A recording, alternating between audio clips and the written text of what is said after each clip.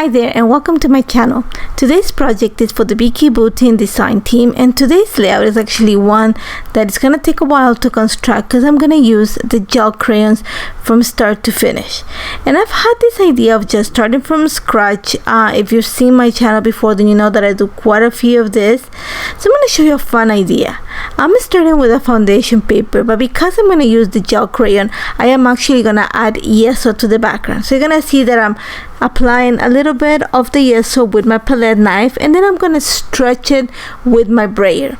This is just one of the easiest ways to apply yeso, to have an even coat and to have like a thin coat and a straight application. They're still going to have a little bit of a texture, but it's one of the easiest ways to apply it.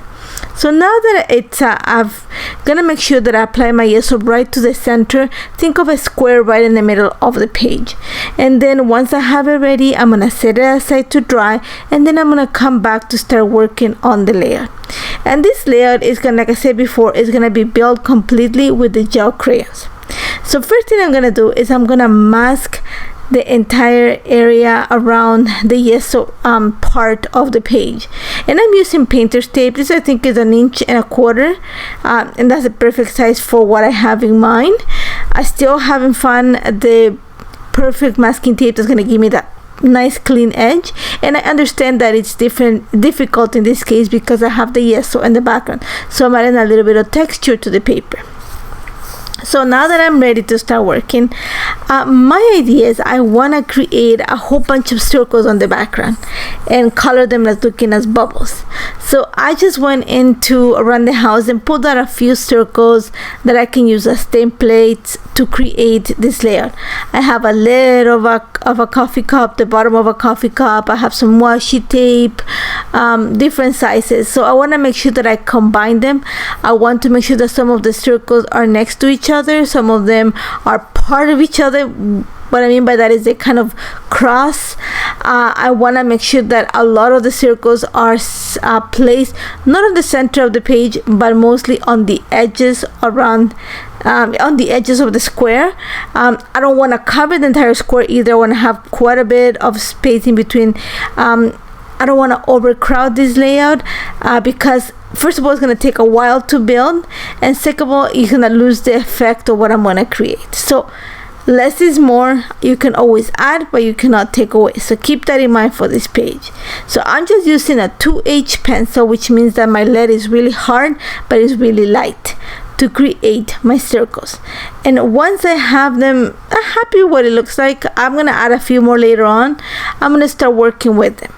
So I'm gonna use the line that I created with the pencil as a pattern to draw my circle with the gel crayon. So you're gonna see that I'm starting with the navy, and I usually scribble a little bit more on my mat and then add the water there just to help me bring the color. And all I'm gonna do is I'm gonna carefully paint the circle using some of the gel crayon that I created the circle with. So you're gonna see that I'm adding my water, and I'm just pulling the color from that edge of the circle that I added with the gel crayon. Very simple. You gotta be careful. You're gonna see that my circles are not perfect, and I'm okay with that. If you want them to be perfect, then just be very careful, but I don't mind it to be messy. I actually quite like it. I did not want to lose the shape, so as long as I have something that resembles a circle, I was happy. I'm gonna be honest. And then all I'm doing is just pulling the color from the outline towards the center of my circle using a damp brush. I was gonna say stencil brush, but it's not. It's a brush. So easy as that. You're gonna see that I'm slowly gonna build my circles this way. So there's two ways that you can go about it, and I went both ways in this layout.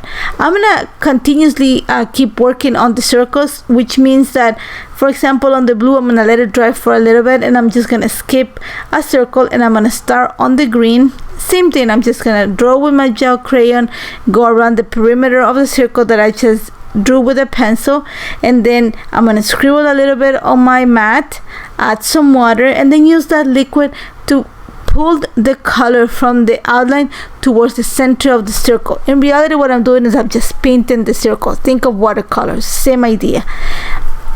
Now once I have that, and you're gonna see it here, like I said, there's two ways to go about it. You paint a circle, you let it dry, and then you come with the second color. Or what I'm gonna do right now is I'm gonna go right away, well, not this one, but I'm just gonna keep coloring. I'm gonna do one after the other one. Now you're gonna create two different effects, and I'm gonna show you. I'm gonna show you what happens in each one of them. So right now I'm just going and creating my circles. I'm using yellow. This yellow is quite bright, so keep that in mind when you dilute it. A little bit of a neon tone when you put it on top of yeso, so keep that in mind. And you're gonna see here that I'm gonna draw my green circle right next to the yellow one that I just drew. So what's gonna happen when I start diluting that pigment is that the two colors are gonna mix, and you're gonna have you're not gonna have that perfect circle of color. Instead, you're gonna have some of that yellow mingling with the green, and some of the green going into the yellow. So there's like a more organic look. There's something like a fusion of the colors. You're gonna have you're gonna see the effect of a blooming into the yellow, and also some yellow blooming into the green, and I quite like it. I don't mind it. Like I said, this is one of the ways you can go about it, and it's work continuously. If you choose to do that, be careful about the colors that you're gonna use. For example, I'm going yellow and green because I know they combine. I will not do green and red because then I'm going to create mud in the center. So just keep that in mind. So now you're going to see how I'm going with the pink. My yellow is a little bit dry now. So I'm drawing my pink circle, and then I'm going to start doing the same thing as I did before. Some water, and then just dragging the color from the outline towards the center of my circle. And you're going to see that two things you can see right now is I have in this area the pink, some of the yeso is not there, so you're gonna see the marks of the gel crayon. But also what you're gonna see is that I don't have that mixing of the color that much, and that's because the yellow has dried a little bit. So I have more of a defined area where the two colors mix. So with the yellow and the pink meet, it makes purple, but there's not that leakage of color from one to another one. And then I'm gonna continue working. I'm gonna use pretty much all the colors that I have of the gel crayons, but black for these circles. And I'm gonna make sure that I have a nice mixture. I'm gonna create a rainbow. It's a deconstructed rainbow in a way, but I have all the colors. So one of the things also that you can do with the gel crayons is mix them to get a new color, and that's what I'm doing right now. I'm just mixing some green and some light blue to create a teal, because that's one of the colors that I don't have in that set. So I'm just, like I said, I continue working outside of the camera, just building on. This took quite a bit to build. This background took a while to build. So once I'm happy with all my circles, set it aside to dry, and now I'm gonna add a little bit of interest to the circles. For this, again, I'm using my gel crayon. I am gonna use a stencil brush and some of the new stencils, and all I'm gonna do the same way you do with an art crayon is scribble your gel crayon on a mat, pick it up with your stencil brush, and then transfer it to the area that you want to add the pigment, in this case the circle, in a circular motion to create the impression. And you're gonna see that I am not masking anything, but I'm gonna be careful that when I add my I'm gonna say my impression, I stay within the circle.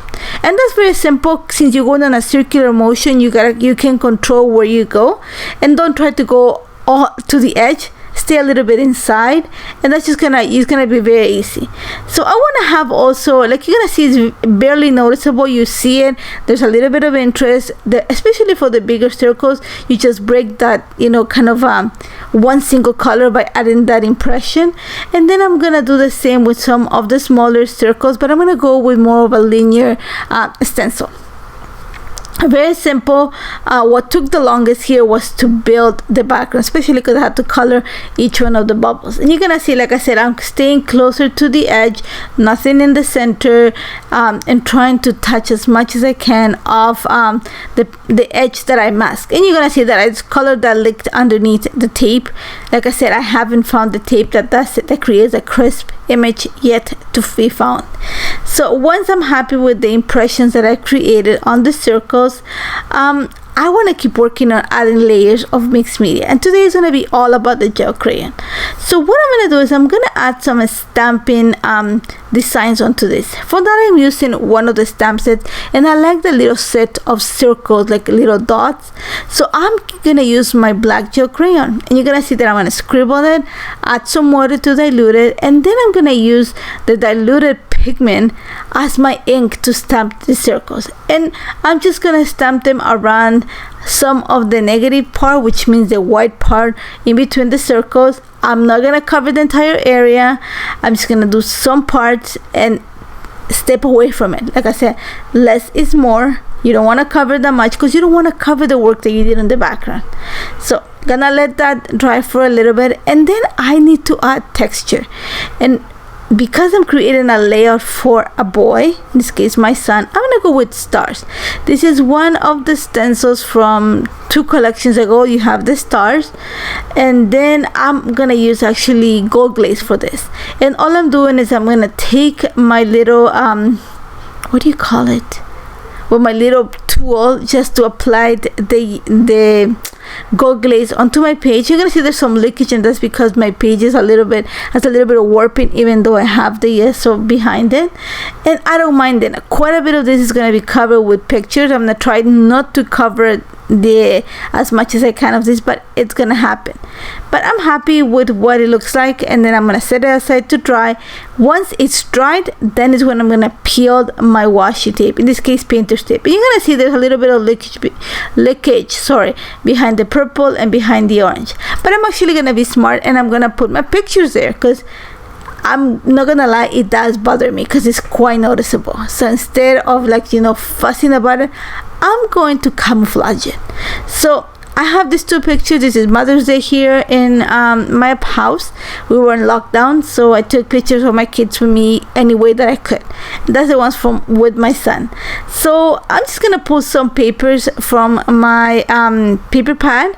I know that I want to use the one that has all that black background to actually matte my pictures. I want something that is gonna be very contrasting to the background, and since I have a lot of white and color, I'm gonna go with something darker just to make the picture stand out.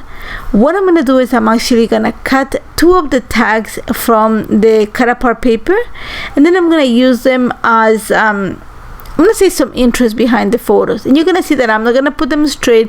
I'm actually gonna slant them a little bit, and I'm actually doing this because that's gonna help me with camouflaging those areas where I have that kind of severe leakage of the color. So once I have them cemented, I'm gonna punch the holes on my tags, and then I'm gonna add a little bit of foam adhesive behind it to stick them onto my page. Then it came to adding my title, and I'm going to use the center white area to add my title. I'm using the puffy stickers for that because they're black, so they're going to stand out from the background. And then it's all going to come to embellishing, and I'm going to try to use little phrase sentences just because it's something that contrasts to the circles. And then one of the things that I found on the chipboard was this kind of circles.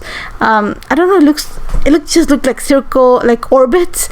So since I have 2 pictures, I actually went and cut them, and I'm going to use half of the large one, which is green, and half of the small one, which is like kind of peach and salmon-y, and in each one of the pictures, just to continue that idea of the circles. Once I have that, you're gonna see that I've added a few more stickers from the cardstock sticker, also from the tablet, to the title, and to my little clusters on the photos. And then I'm gonna bring some of the puffy stickers, there's little circles in them, and just gonna add, think of them as enamel dots that I'm gonna add throughout my page in the clusters. Just to finish this, I am gonna add a little bit of twine in each of the tags, and then I'm gonna add my lines of journal right at the bottom edge on the right hand side of my circles. You're gonna see there's a little bit of leakage of color in the pink, and I'm gonna take advantage of that to camouflage it by adding my lines of journal right there. And I'm just gonna make it like 2 lines that are gonna go maybe from the center of the square to the edge, and that's about it. I love how this turned out, even though it took some work. I love it. I love creating layouts that start from scratch, and I hope you try it. As always, if you have any questions, do not hesitate to contact me. Jump onto the blog so you can see more details, and thank you so much for joining me. Take care, guys.